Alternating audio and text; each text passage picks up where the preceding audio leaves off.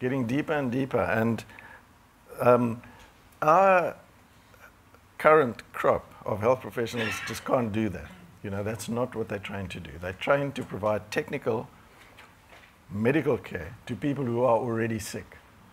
And so if we get the NHI right, and we also extend the thinking that Robert was speaking about to other sectors, then this is possible in this country.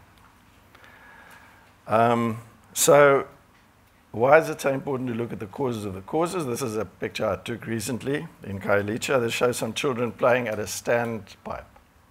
That is the water supply to 400 people in that area. And as you can see, it's surrounded by filth. This is not 20 minutes from where we're sitting now, is where the conditions under which people are living. So this brings me to the issue of inequality. Now, I'm afraid I'm going to repeat some of the stuff that David has said.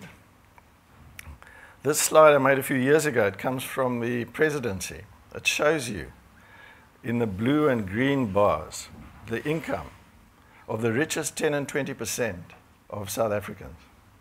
And if you use a telescope from the back there, you'll see two little brownish dots at the bottom.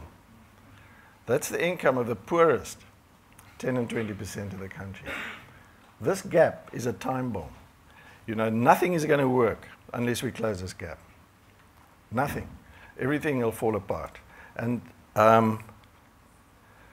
again, this is a recent study by Leibrand and others that shows you, if you look at this, shows you the cumulative share of the population, and the cumulative share of the income.